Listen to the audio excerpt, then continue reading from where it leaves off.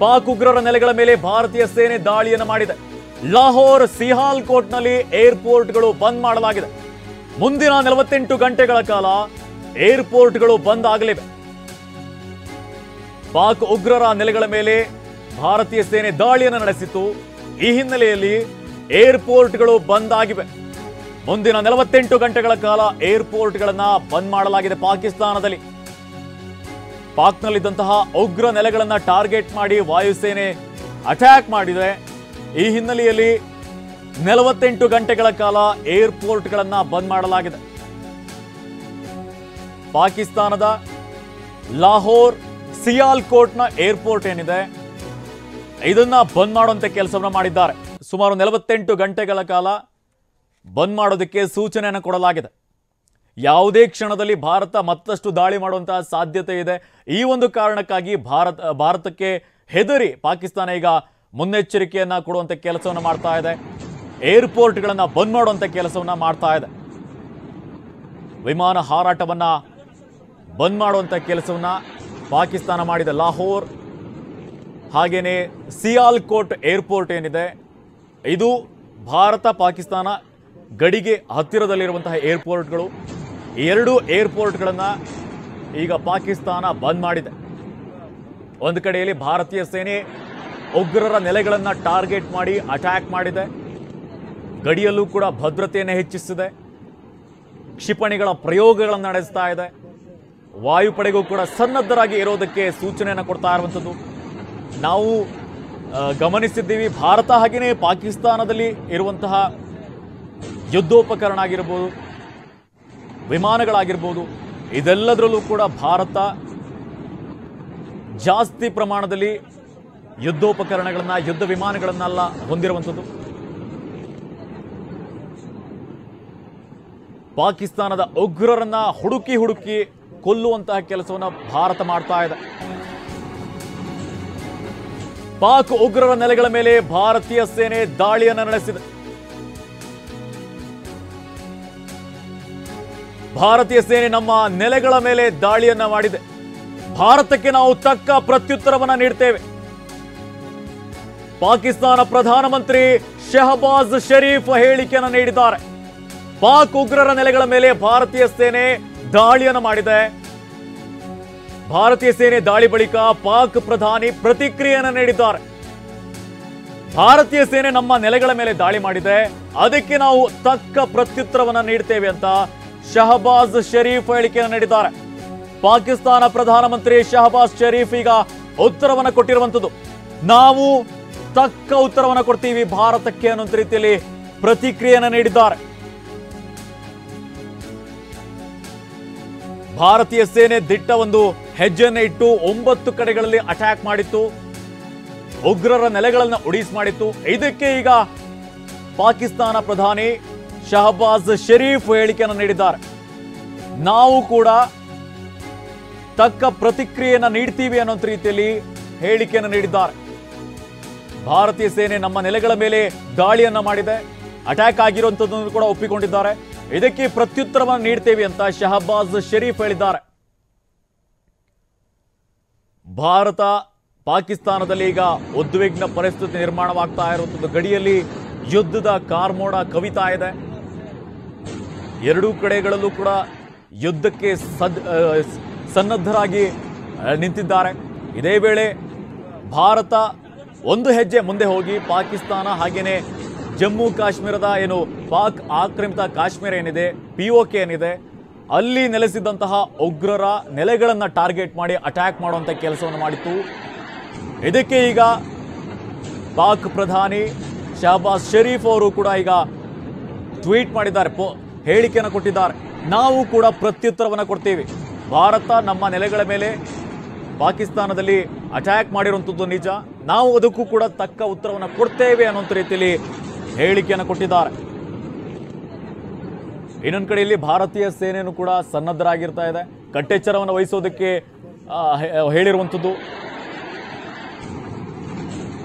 ವಾಯುಪಡೆಗೂ ಕೂಡ ಯಾವುದೇ ಕ್ಷಣಗಳಲ್ಲೂ ಕೂಡ ಯುದ್ಧ ಸನ್ನಿವೇಶ ನಿರ್ಮಾಣ ಆಗುತ್ತೆ, ಇದನ್ನು ಎದುರಿಸೋದಕ್ಕೆ ಸಿದ್ಧರಾಗಿರಿ ಅನ್ನೋ ರೀತಿಯಲ್ಲೂ ಕೂಡ ಸಂದೇಶವನ್ನು ರವಾನಿಸುವಂತಹ ಕೆಲಸವನ್ನ ಸೇನಾ ಅಧಿಕಾರಿಗಳು ಮಾಡಿದ್ದಾರೆ. ಇದೇ ವೇಳೆ ಈಗ ಪಾಕಿಸ್ತಾನ ಪ್ರತ್ಯುತ್ತರವನ್ನು ಕೊಡ್ತೇವೆ ಅನ್ನೋ ರೀತಿಯಲ್ಲಿ ಹೇಳ್ತಾ ಇದೆ. ಒಂದು ಕಡೆಯಲ್ಲಿ ನಾವು ಗಮನಿಸ್ತಾ ಇದ್ದೀವಿ, ಮುಜಾಫರಾಬಾದ್ನಲ್ಲಿ ಏನು ಏರ್ ಸ್ಟ್ರೈಕ್ ಮಾಡಿದ್ದಾರೆ ಭಾರತದ ವಾಯುಪಡೆ, ಅದರ ದೃಶ್ಯಾವಳಿಗಳು, ಎಲ್ಲೆಲ್ಲಿ ಅಡಗು ತಾಣಗಳಿದೆ, ಉಗ್ರರು ಅಲ್ಲಿ ನೆಲೆಸಿದ್ರು, ಅಂತಹ ಪ್ರದೇಶಗಳನ್ನು ಗುರಿಯಾಗಿಸಿ ದಾಳಿಯನ್ನು ಮಾಡಲಾಗಿದೆ. ಇನ್ನೊಂದು ಕಡೆಯಲ್ಲಿ ಭಾರತ ಅಲ್ಲಿ ಅಟ್ಯಾಕ್ ಮಾಡ್ತಿದ್ದಂತೆಯೇ ಪಾಕಿಸ್ತಾನನೂ ಕೂಡ ಎಚ್ಚೆತ್ತುಕೊಂಡಿದೆ. ಲಾಹೋರ್ ಹಾಗೇನೆ ಸಿಯಾಲ್ಕೋಟ್ನ ಏರ್ಪೋರ್ಟ್ಗಳನ್ನು ಬಂದ್ ಮಾಡುವಂಥ ಕೆಲಸವನ್ನು ಮಾಡಿದೆ. 48 ಗಂಟೆಗಳ ಕಾಲ ಬಂದ್ ಮಾಡೋದಕ್ಕೆ ಸೂಚನೆಯನ್ನು ಕೊಡಲಾಗಿದೆ. ಇನ್ನೊಂದು ಕಡೆಯಲ್ಲಿ ಶರೀಫ್ ಅವರು ಹೇಳಿಕೆಯನ್ನು ಕೊಟ್ಟಿದ್ದಾರೆ, ನಾವು ತಕ್ಕ ಪ್ರತ್ಯುತ್ತರವನ್ನು ಕೊಡ್ತೇವೆ ಭಾರತಕ್ಕೆ ಅನ್ನುವಂಥ ರೀತಿಯಲ್ಲಿ. ಈ ಮೂಲಕವಾಗಿ ಭಾರತಕ್ಕೆ ದಾಳಿ ಮಾಡುವಂತಹ ಒಂದು ಕೆಲಸವನ್ನ ಪಾಕಿಸ್ತಾನ ಮಾಡಿದ್ರೂ ಕೂಡ ಮಾಡಬಹುದು. ಗಡಿ ನಿಯಂತ್ರಣ ರೇಖೆಯಲ್ಲಿ ಗುಂಡಿನ ಚಕಮಕಿ ನಡೀತಾ ಇದೆ. LOCಯಲ್ಲಿ ಭಾರಿ ಉದ್ವಿಗ್ನ ಸ್ಥಿತಿ ನಿರ್ಮಾಣವಾಗಿದೆ. ಜಮ್ಮು ಮತ್ತು ಕಾಶ್ಮೀರದಲ್ಲಿ ಸೇನೆಯಿಂದ ಈಗ ಗುಂಡಿನ ಮಳೆ ಸುರಿಸಲಾಗ್ತಾ ಇದೆ. ಗಡಿ ನಿಯಂತ್ರಣ ರೇಖೆ ಏನಿದೆ ಅಲ್ಲಿ ಎರಡೂ ಕಡೆಯಿಂದ ಗುಂಡಿನ ಚಕಮಕಿ ನಡೀತಾ ಇದೆ. ದಾಳಿಗೆ ಪ್ರತಿ ದಾಳಿಗಳು ಆಗ್ತಾ ಇದೆ. ಜಮ್ಮು ಮತ್ತು ಕಾಶ್ಮೀರದಲ್ಲಿ ಸೇನೆಯಿಂದ ಈಗ ಗುಂಡಿನ ಮಳೆ ಸುರಿಸಲಾಗ್ತಾ ಇದೆ. ಗಡಿ ನಿಯಂತ್ರಣ ರೇಖೆ ಏನಿದೆ ಅಲ್ಲಿ ಈಗ ಉದ್ವಿಗ್ನ ಪರಿಸ್ಥಿತಿ ನಿರ್ಮಾಣವಾಗಿದೆ. LOCಯಲ್ಲಿ ಭಾರಿ ಪ್ರಮಾಣದಲ್ಲಿ ಗುಂಡಿನ ಮಳೆ ಸುರಿತಾ ಇದೆ, ಗುಂಡಿನ ಸದ್ದು ಕೇಳ್ತಾ ಇದೆ. ಆ ಕಡೆಯಿಂದ ಪಾಕಿಸ್ತಾನ ದಾಳಿಯನ್ನು ಮಾಡ್ತಾ ಇದೆ. ಇನ್ನೊಂದು ಕಡೆಯಲ್ಲಿ ಅದಕ್ಕೆ ಉತ್ತರವನ್ನು ಕೊಡುವಂತ ಕೆಲಸವನ್ನ ಭಾರತೀಯ ಸೈನಿಕರು ಕೂಡ ಮಾಡ್ತಾ ಇದ್ದಾರೆ. ಜಮ್ಮು ಮತ್ತು ಕಾಶ್ಮೀರದ ಗಡಿ ನಿಯಂತ್ರಣ ರೇಖೆ ಏನಿದೆ ಇಲ್ಲಿ ಈಗ ಉದ್ವಿಗ್ನ ಪರಿಸ್ಥಿತಿ ನಿರ್ಮಾಣವಾಗಿದೆ. ಇದಕ್ಕೆ ಸಿದ್ಧರಾಗಿ ಇರೋದಕ್ಕೂ ಕೂಡ ಸುಮಾರು ದಿನದಿಂದನೂ ಕೂಡ ಸೂಚಿಸಿರುವಂಥದ್ದು. ಹೆಚ್ಚಿನ ಸಂಖ್ಯೆಯಲ್ಲಿ ಸೇನೆಯನ್ನು ಕೂಡ ನಿಯೋಜನೆ ಮಾಡಲಾಗಿದೆ. ಯುದ್ಧ ಬಂಕರ್ಗಳನ್ನು ಕೂಡ, ಯುದ್ಧ ಟ್ಯಾಂಕರ್ಗಳು, ಯುದ್ಧೋಪಕರಣಗಳು ಇದೆಲ್ಲವನ್ನು ಕೂಡ ಗಡಿಯಲ್ಲಿ ಇರಿಸಲಾಗಿರುವಂಥದ್ದು. ಯಾವುದೇ ಸನ್ನಿವೇಶದಲ್ಲಿ ಯುದ್ಧ ನಡೆಯುವಂತಹ ಸಾಧ್ಯತೆ ಇದೆ. ಈ ನಿಟ್ಟಿನಲ್ಲಿ ಎರಡೂ ದೇಶಗಳು ಕೂಡ ತಯಾರಿಯನ್ನು ನಡೆಸಿತ್ತು. ಇದೇ ವೇಳೆ ಪಾಕಿಸ್ತಾನದಿಂದಲೂ ಕೂಡ ಈಗ ಗಡಿ ನಿಯಂತ್ರಣ ರೇಖೆ ಏನಿದೆ ಆ ಪ್ರದೇಶದಲ್ಲಿ ದಾಳಿಗಳಾಗ್ತಾ ಇದೆ. ಇದಕ್ಕೆ ಪ್ರತಿ ದಾಳಿಯನ್ನು ಒಡ್ಡುವಂತಹ ಕೆಲಸವನ್ನ ಭಾರತೀಯ ಸೇನೆ ಮಾಡ್ತಾ ಇದೆ. LOCಯಲ್ಲಿ ಈಗ ಬೂದಿ ಮುಚ್ಚಿದ ಕೆಂಡದಂತಹ ಪರಿಸ್ಥಿತಿ ನಿರ್ಮಾಣವಾಗಿದೆ. ಗಡಿ ನಿಯಂತ್ರಣ ರೇಖೆಯಲ್ಲಿ ಗುಂಡಿನ ಚಕಮಕಿ ನಡೀತಾ ಇದೆ. ಭಾರತ ಉಗ್ರರ ನೆಲೆಗಳ ಮೇಲೆ ದಾಳಿಯನ್ನು ಮಾಡಿತ್ತು, ಏರ್ ಸ್ಟ್ರೈಕ್ ಅನ್ನು ಮಾಡಿತ್ತು. ಈ ಹಿನ್ನೆಲೆಯಲ್ಲಿ ಈಗ ಪಾಕಿಸ್ತಾನ ಗಡಿಯಲ್ಲಿ ಪ್ರತಿ ದಾಳಿಯನ್ನು ಮಾಡುವಂತ ಕೆಲಸವನ್ನು ಮಾಡ್ತಾ ಇದೆ, ಗುಂಡಿನ ಚಕಮಕಿ ನಡೆಸ್ತಾ ಇದೆ. ಕಳೆದ ಹಲವು ದಿನಗಳಿಂದಲೂ ಕೂಡ ಪಾಕಿಸ್ತಾನ ಕಾಲು ಕೆರೆದು ನಿಂತಿತ್ತು. ನೀವು ಸಿಂಧೂ ನದಿ ನೀರನ್ನ ನಿಲ್ಲಿಸಿದ್ರೆ ನಾವು ಯುದ್ಧ ಮಾಡ್ತೀವಿ, ಅಣುಬಾಂಬ್ ಸ್ಫೋಟಿಸ್ತೀವಿ ಅನ್ನೋ ರೀತಿಯಲ್ಲೂ ಕೂಡ ಎಚ್ಚರಿಕೆಯನ್ನು ಕೊಡುವಂಥ ಕೆಲಸವನ್ನು ಮಾಡ್ತಾ ಇತ್ತು. ಪದೇ ಪದೇ ಇದೇ ರೀತಿಯಾದಂತಹ ಹೇಳಿಕೆಗಳನ್ನು ಕೊಡ್ತಾ ಇತ್ತು. ಈಗ ಭಾರತ ಒಂದು ರೀತಿಯಲ್ಲಿ ಎಲ್ಲೆಲ್ಲಿ ಉಗ್ರರು ಅಡಗಿಕೊಂಡಿದ್ದಾರೆ ಆ ಒಂದು ಅಡಗು ತಾಣಗಳನ್ನು ಟಾರ್ಗೆಟ್ ಮಾಡಿ ಅಟ್ಯಾಕ್ ಮಾಡುವಂಥ ಕೆಲಸವನ್ನು ಮಾಡಿದೆ. ಈ ಹಿನ್ನೆಲೆಯಲ್ಲಿ ಪಾಕಿಸ್ತಾನದ ಪ್ರಧಾನಿಗಳು ಕೂಡ ಈಗ ಹೇಳಿಕೆಯನ್ನು ಕೊಟ್ಟಿದ್ದಾರೆ, ನಾವು ಪ್ರತ್ಯುತ್ತರವನ್ನು ಕೊಡ್ತೀವಿ ಅನ್ನೋ ರೀತಿಯಲ್ಲಿ. ಇದೇ ವೇಳೆ ಈಗ ಜಮ್ಮು ಮತ್ತು ಕಾಶ್ಮೀರದ ಗಡಿಯಲ್ಲಿ ಸೇನೆಯಿಂದ ಗುಂಡಿನ ಮಳೆ ಸುರಿಸಲಾಗ್ತಾ ಇದೆ. ಆ ಕಡೆ ಪಾಕಿಸ್ತಾನ, ಈ ಕಡೆ ಭಾರತದ ಸೈನಿಕರು ಗುಂಡಿನ ಮಳೆ ಹರಿಸ್ತಾ ಇದ್ದಾರೆ. ಗಡಿ ನಿಯಂತ್ರಣ ರೇಖೆಯಲ್ಲಿ ಗುಂಡಿನ ಚಕಮಕಿಯನ್ನು ನಡೆಸಲಾಗ್ತಾ ಇದೆ. ಆಪರೇಷನ್ ಸಿಂಧೂರ ಹೆಸರಿನಲ್ಲಿ ಭಾರತ ಏರ್ ಸ್ಟ್ರೈಕ್ ಅನ್ನು ಮಾಡಿತ್ತು.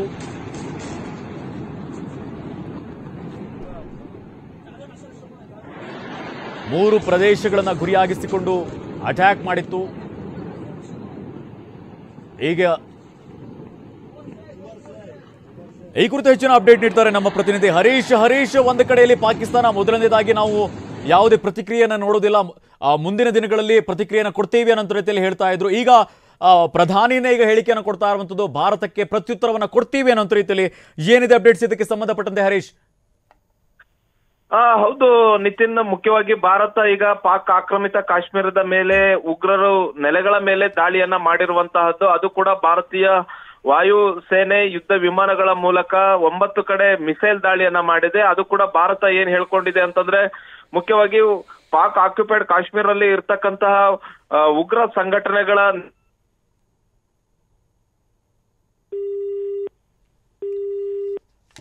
ಸಂಪರ್ಕ ಕಟ್ ಆಯ್ತಂತ ಕಾಣಿಸುತ್ತೆ. ಲಾಹೋರ್ ಹಾಗೇನೆ ಸಿಯಾಲ್ಕೋಟ್ನ ಏರ್ಪೋರ್ಟ್ಗಳನ್ನ ಒಂದ್ ಕಡೆಯಲ್ಲಿ ಪಾಕಿಸ್ತಾನ ಬಂದ್ ಮಾಡುವಂತ ಕೆಲಸವನ್ನು ಮಾಡ್ತಾ ಇದೆ. 48 ಗಂಟೆಗಳ ಕಾಲ ಬಂದ್ ಮಾಡೋದಕ್ಕೆ ಸೂಚನೆಯನ್ನ ಕೊಡ್ತಾ ಇರುವಂಥದ್ದು. ಇನ್ನೊಂದು ಕಡೆಯಲ್ಲಿ ಗಡಿ ನಿಯಂತ್ರಣ ರೇಖೆ ಏನಿದೆ ಆ ಸುತ್ತಮುತ್ತ ಈಗ ಗುಂಡಿನ ಚಕಮಕಿಗಳು ನಡೀತಾ ಇದೆ.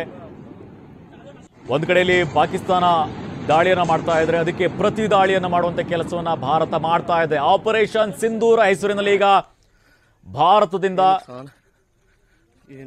ಅಟ್ಯಾಕ್ ಮಾಡಲಾಗಿದೆ.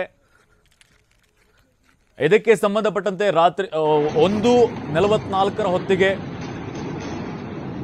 ಪತ್ರಿಕಾ ಪ್ರಕಟಣೆಯನ್ನು ಹೊರಡಿಸುವಂತ ಕೆಲಸವನ್ನ ಭಾರತೀಯ ಸೇನೆ ಮಾಡಿತ್ತು. ಅದು ಕೂಡ ಸ್ಪೆಸಿಫಿಕ್ ಆಗಿ ಹೇಳ್ತಾ ಇರುವಂಥದ್ದು, ನಾವು ಯಾವುದೇ ಒಂದು ಪಾಕಿಸ್ತಾನಿ ಮಿಲಿಟರಿ ಪಡೆಗಳನ್ನ ಅಥವಾ ಮಿಲಿಟರಿ ಸೌಲಭ್ಯಗಳನ್ನು ಹೊಂದಿರುವಂತಹ ಪ್ರದೇಶಗಳನ್ನು ಗುರಿಯಾಗಿಸಿಕೊಂಡು ದಾಳಿ ಮಾಡಿಲ್ಲ. ಆದರೆ ಉಗ್ರ ನೆಲೆಗಳನ್ನ ಗುರಿಯಾಗಿಸಿಕೊಂಡು ನಾವು ದಾಳಿ ಮಾಡಿದ್ದೇವೆ ಅನ್ನೋ ರೀತಿಯಲ್ಲಿ ಹೇಳ್ತಾ ಇರುವಂಥದ್ದು. ಇನ್ನು ಹರೀಶ್, ನಾವು ಗಮನಿಸ್ತಾ ಇದ್ವಿ ಭಾರತದ ಗಡಿ ರೇಖೆ ಏನಿದೆ, LOC ಏನಿದೆ, ಅಲ್ಲಿ ಗುಂಡಿನ ಚಕಮಕಿಗಳು ನಡೀತಾ ಇದೆ. ಇನ್ನೊಂದು ಕಡೆಯಲ್ಲಿ ಪಾಕ್ ಪ್ರಧಾನಿಯೂ ಕೂಡ ಒಂದು ಎಚ್ಚರಿಕೆಯನ್ನು ಕೊಟ್ಟಿರುವಂಥದ್ದು, ಭಾರತಕ್ಕೆ ಪ್ರತ್ಯುತ್ತರವನ್ನು ಕೊಡ್ತೀವಿ ಅನ್ನೋ ರೀತಿಯಲ್ಲಿ ಹೇಳಿಕೆಯನ್ನು ನೀಡಿದ್ದಾರೆ. ಯಾವ ರೀತಿಯಾಗಿ ಪರಿಸ್ಥಿತಿಗೆ ನಿರ್ಮಾಣವಾಗಿದೆ ಈಗ ಜಮ್ಮು ಮತ್ತು ಕಾಶ್ಮೀರ ಗಡಿ ಭಾಗದಲ್ಲಿ? ಹೌದು ನಿತಿನ್, ಮುಖ್ಯವಾಗಿ ಪಾಕಿಸ್ತಾನ ಈ ತರದೊಂದು ಪ್ರತಿಕ್ರಿಯೆಯನ್ನ ಕೊಡ್ಲೇಬೇಕಾಗುತ್ತೆ. ಯಾಕಂತಂದ್ರೆ ಭಾರತದ ಯುದ್ಧ ವಿಮಾನಗಳು ಪಾಕಿಸ್ತಾನದ ನೆಲದಲ್ಲಿ ಉಗ್ರರ ನೆಲೆಗಳನ್ನು ಧ್ವಂಸ ಮಾಡಿ ಬಂದಿರುವಂತಹದ್ದು. ಇಂತಹ ಕ್ಷಣದಲ್ಲಿ ಪಾಕಿಸ್ತಾನದ ಪ್ರಧಾನಿಯಿಂದ ಈ ಒಂದು ಹೇಳಿಕೆಯನ್ನ ನಿರೀಕ್ಷೆಯನ್ನ ಮಾಡಬಹುದಾಗಿದೆ.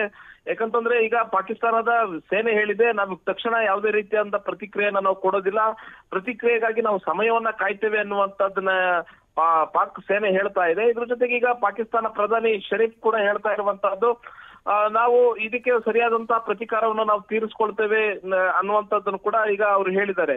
ಮುಖ್ಯವಾಗಿ ಭಾರತದ ಈ ಯುದ್ಧ ವಿಮಾನಗಳು 9 ಕಡೆ ಈಗ ದಾಳಿಯನ್ನ ನಡೆಸಿರುವಂತಹದ್ದು. ಆಪರೇಷನ್ ಸಿಂಧೂರ್ ಹೆಸರಿನಲ್ಲಿ ಉಗ್ರರ ನೆಲೆಗಳ ಮೇಲೆ ದಾಳಿಯನ್ನ ಮಾಡಿ ಉಗ್ರರ ನೆಲೆಗಳನ್ನ ಧ್ವಂಸ ಮಾಡುವಂತ ಕೆಲಸವನ್ನ ಭಾರತೀಯ ಯುದ್ಧ ವಿಮಾನಗಳು ಮಾಡಿರುವಂತಹದ್ದು. ಭಾರತೀಯ ವಾಯುಸೇನೆ ಮಾಡಿದೆ. ಮಿಂಚಿನ ವೇಗದಲ್ಲಿ ದಾಳಿಯನ್ನ ನಡೆಸಿ ಪಾಕ್ ಆಕ್ಯುಪೈಡ್ ಕಾಶ್ಮೀರದಲ್ಲಿ ಇರ್ತಕ್ಕಂಥ 3 ಪ್ರದೇಶಗಳಲ್ಲಿ 9 ಕಡೆ ಮಿಸೈಲ್ ದಾಳಿಯನ್ನ ಮಾಡಿರುವಂತಹದ್ದು. ಮತ್ತೆ ಇದನ್ನ ಭಾರತೀಯ ಸೇನೆ ಅಧಿಕೃತವಾಗಿ ಹೇಳ್ಕೊಂಡಿದೆ. ನಾವು ಈ ತರದ ದಾಳಿಯನ್ನ ಮಾಡಿ ಬಂದಿದ್ದೀವಿ, ಜಯಶೀಲರಾಗಿದ್ದೀವಿ, ಉಗ್ರರ ನೆಲೆಗಳನ್ನ ಉಡಿಸ್ ಮಾಡಿ ಬಂದಿದ್ದೀವಿ, ಉಗ್ರರ ವಿರುದ್ಧದ ಹೋರಾಟ ಮುಂದುವರಿಯುತ್ತೆ ಅನ್ನುವಂಥದ್ದನ್ನ ಭಾರತೀಯ ವಾಯುಪಡೆ, ಭಾರತೀಯ ಸೇನೆ ಎಚ್ಚರಿಕೆಯನ್ನ ಕೊಟ್ಟಿರುವಂತಹದ್ದು. ಮುಖ್ಯವಾಗಿ ಭಾರತದ ಪ್ರಧಾನಿಯವರು ಕೂಡ ಈ ತರದೊಂದು ಎಚ್ಚರಿಕೆಯನ್ನ ಕೊಟ್ಟಿದ್ರು. ಪಹಲ್ಗಾಮ್ ನಲ್ಲಿ ದಾಳಿ ಆದ ಕೆಲವೇ ಗಂಟೆಗಳಲ್ಲಿ ಪ್ರಧಾನಿ ಮೋದಿ ಅವರು ಹೇಳಿದ್ರು, ಉಗ್ರರು ಕಲ್ಪನೆ ಮಾಡಿಕೊಳ್ಳದ ರೀತಿಯಲ್ಲಿ ನಾವು ಅವರಿಗೆ ತಿರುಗೇಟನ್ನ ಕೊಡ್ತೀವಿ, ಪ್ರತೀಕಾರವನ್ನು ತೀರಿಸ್ಕೊಳ್ತೀವಿ, ಅವರು ಜನ್ಮದಲ್ಲೂ ಕೂಡ ಕಲ್ಪನೆಯನ್ನ ಮಾಡ್ಕೊಂಡಿರಬಾರದು, ಉಗ್ರರಿಗೆ ಆ ತರದ ಒಂದು ನಾವು ಕ್ರಮವನ್ನು ತೆಗೆದುಕೊಳ್ತೀವಿ ಅನ್ನುವಂಥದ್ದನ್ನ ಹೇಳಿದ್ರು. ಅದೇ ರೀತಿಯಾಗಿ ಈ ಒಂದು ವಾಯು ಸೇನೆ ಈಗ ವೈಮಾನಿಕ ದಾಳಿಯನ್ನ ಮಾಡಿದೆ, 9 ಕಡೆ ಮಿಸೈಲ್ ದಾಳಿಯನ್ನ ಮಾಡಿರುವಂತದ್ದು. ಮಿಸೈಲ್ ದಾಳಿಯಲ್ಲಿ ಅನೇಕ ಉಗ್ರ ನೆಲೆಗಳು ಸ್ಫೋಟಗೊಂಡಿವೆ, ಧ್ವಂಸಗೊಂಡಿವೆ ಅನ್ನುವಂತಹದ್ದು ಈಗ ಗೊತ್ತಾಗ್ತಾ ಇದೆ. ಅಧಿಕೃತ ಮಾಹಿತಿ ಅಷ್ಟೇ ಬರ್ಬೇಕಾಗಿದೆ, ಅಲ್ಲಿ ಏನು ನಷ್ಟ ಆಗಿದೆ, ಎಷ್ಟು ಮಂದಿ, ಎಷ್ಟು ಉಗ್ರ ನೆಲೆಗಳು ಧ್ವಂಸ ಆಗಿದೆ, ಮತ್ತೆ ಮುಖ್ಯವಾಗಿ ಅಲ್ಲಿ ಎಷ್ಟು ಜನ ಉಗ್ರರು ಸತ್ತಿದ್ದಾರೆ ಅನ್ನುವಂಥದ್ದು ಕೂಡ ಗೊತ್ತಾಗ್ಬೇಕಾಗಿದೆ. ಅದನ್ನ ಪಾಕಿಸ್ತಾನ ಹೇಳಬೇಕಾಗಿದೆ. ಆದ್ರೆ ಪಾಕಿಸ್ತಾನ ಈ ವಿಚಾರವಾಗಿ ಯಾವತ್ತೂ ಕೂಡ ಸತ್ಯವನ್ನ ಹೇಳಿಲ್ಲ. ನಮ್ಮಲ್ಲಿ ಎಷ್ಟು ನಷ್ಟ ಆಗಿದೆ ಅನ್ನುವಂಥದ್ದನ್ನ ಪಾಕಿಸ್ತಾನ ಯಾವತ್ತೂ ಕೂಡ ಒಪ್ಕೊಳ್ಳುವಂತ ಕೆಲಸ ಮಾಡೋದಿಲ್ಲ.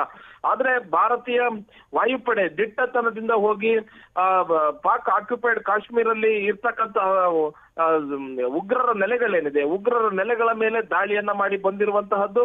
ಈಗ ದಾಳಿಯನ್ನ ಮಾಡಿ ಆಗಿದೆ. ಈಗ ಪಾಕಿಸ್ತಾನದ ಯಾವಾಗ ಬೇಕಾದ್ರೂ ಪ್ರತ್ಯುತ್ತರ ಬರುವಂತಹ ಸಾಧ್ಯತೆ ಇದ್ದೇ ಇರುತ್ತೆ. ಪಾಕಿಸ್ತಾನ ಕೂಡ ಯಾವಾಗ ಬೇಕಾಗಿದ್ರು ವಾಯು ದಾಳಿಯನ್ನ ಮಾಡಬಹುದು. ಈಗಾಗಲೇ ಇಡೀ ಭಾರತದಾದ್ಯಂತ ಹೈ ಅಲರ್ಟ್ ನ ಘೋಷಣೆ ಮಾಡಲಾಗಿದೆ.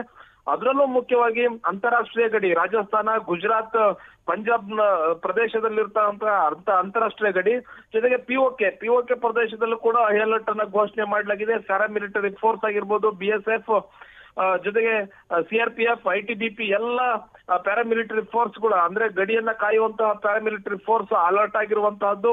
ಸೇನೆ ಕೂಡ ಅಲರ್ಟ್ ಆಗಿದೆ. ನೌಕಾಪಡೆ, ವಾಯುಪಡೆ ಜೊತೆಗೆ ಭೂಸೇನೆ ಈ ಎಲ್ಲಾ ಮಹಾದಂಡ ನಾಯಕರುಗಳು ಕೂಡ ಅಲರ್ಟ್ ಆಗಿದ್ದಾರೆ. ಯಾವುದೇ ಕ್ಷಣದಲ್ಲಿ ಏನ್ ಬೇಕಾದ್ರೂ ಕೂಡ ಆಗುವಂತಹ ಸಾಧ್ಯತೆ ಇದೆ. ಯಾಕಂತಂದ್ರೆ ಭಾರತದ ವಾಯುಪಡೆ ಹರೀಶ್, ಹೀಗೆ ಸಂಪರ್ಕದಲ್ಲಿ ಇನ್ನಷ್ಟು ಮಾಹಿತಿಯನ್ನು ನಿಮ್ಮಿಂದ ಪಡಿತೀನಿ.